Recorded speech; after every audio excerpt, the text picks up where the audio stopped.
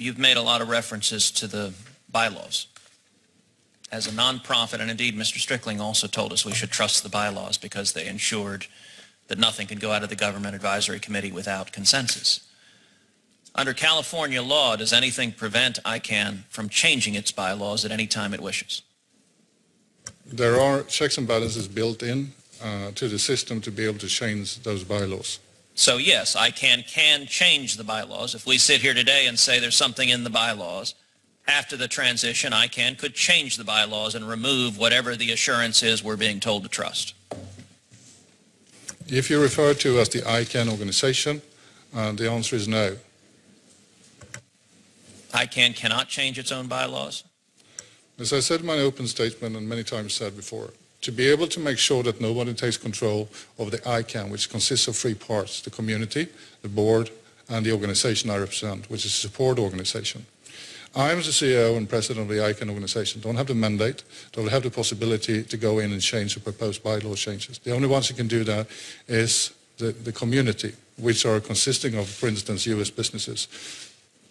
So, just to clarify, your testimony is the community, the U.S. businesses who have had a questionable record of protecting free speech in the past, have the authority to change the bylaws in the future. Is that correct?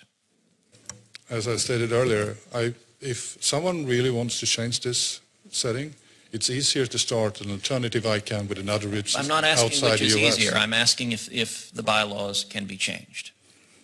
There are so many checks and balances within the system. I would say it's hardly possible to do. Sir, this isn't a complicated question. Can the bylaws be changed? You're saying, gosh, it'd be easier to do something else. That either the bylaws can be changed or they can't. I think I answered the question to the best of my ability. I cannot do it. The community, after all checks and balances, but the whole bylaws are built on Californian law. And under California law, the bylaws can be changed by what you referred to as the stakeholders community, correct? After, there are checks and balances built into that system, so all represent U.S. users and other ones into that system as well. It's not only U.S. companies that are in there as well, and therefore that's why the transition has so much support from other parts as well. Now, to follow up also on your exchange with Chairman Grassley, can you tell this committee today that there is zero possibility that ICANN will choose to move abroad to a foreign jurisdiction? I don't have the mandate to take that decision, as I explained earlier, and we have no intention of moving ICANN. But you cannot say there is zero possibility it will occur. I'm only representing the organization. I would say it's highly improbable to do that. Well, then let me ask you, your predecessor, Mr. Fadi Shahadi, on February 21st, 2014, before the French Senate said, quote, "First, to begin working on the creation of a parallel legal international structure, maybe in Switzerland, for ICANN." Why was he telling the French Senate something different from what you're telling the American Senate? First of all, I cannot read it because it's too low. And I cannot explain that because I don't know which circumstances he said that. So you have no explanation for your predecessor making reference to creating an international organization in Switzerland for ICANN? Neither him or me has that mandate. And if you look back to in the bylaws and how we set it up, also that the U.S. government is satisfied with the protection we built in. All right, well, talking about your predecessor, let's talk about another aspect of his record, which is that he stated, if we do not engage with China at every level of our community, we frankly lose a part of our global legitimacy.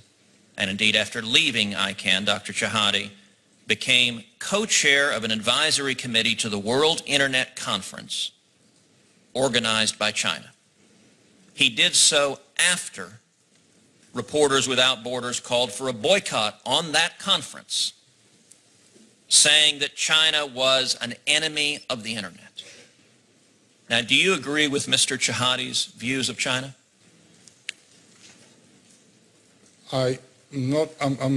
Maybe this is my English. I don't really understand the question. Do you agree with Mr. Shahadi's views about China, about the legitimacy of China, about the need to work with them, even when they are censoring the Internet? My understanding is that there are about 300 million internet users in China. We are a non-political technical community that works to be able to make sure that the internet functions technically. I cannot vouch for what my predecessors said in different surroundings. Well, let me ask you this.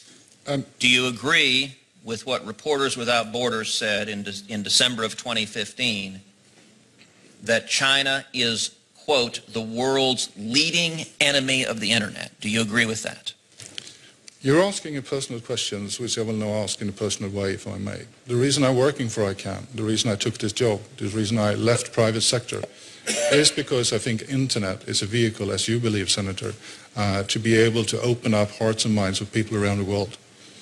I don't even go close to what you do when it comes to policies, what happens on top of the Internet. ICANN cannot and cannot prevent anyone, any country, any network owner to prohibit their users to be able to prohibit access to information on the Internet.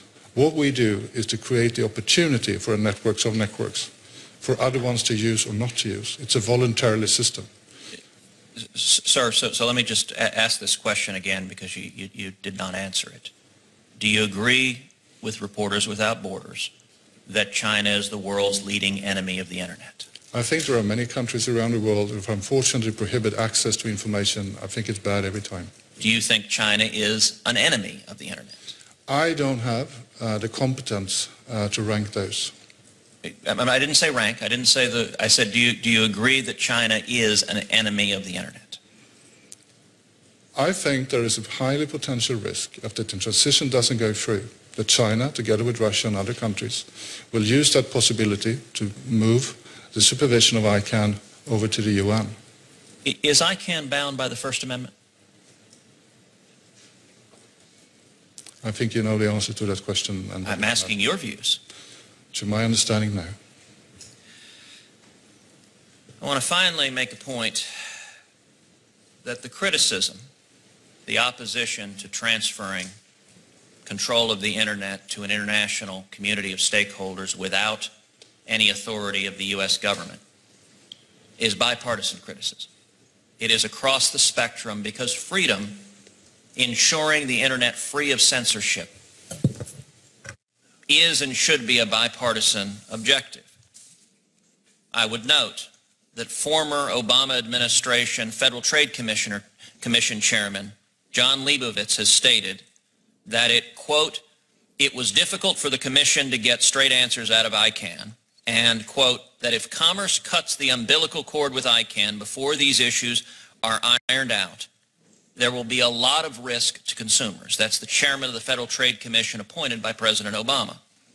Likewise, Delaware Secretary of State Jeffrey Bullock, from the home state of the ranking member on this committee, expressed his views of ICANN in an August 2016 letter in which he wrote that, quote, legitimate policy concerns have been systematically brushed to the curb by ICANN staffers well skilled at manufacturing bureaucratic processes to disguise predetermined decisions. And likewise, I want to point to yet another famous right-wing organization, the Washington Post. The Washington Post editorial board said, quote, it's bad enough that these authoritarian governments repress online expression within their borders. They should not be let anywhere near the governance of the Internet's global infrastructure. No one has yet had a convincing explanation for how the multi-stakeholder model will be immune to pernicious influences from governments. This criticism is widespread, it is bipartisan, and it is unified behind the need to preserve freedom online. Senator Flake.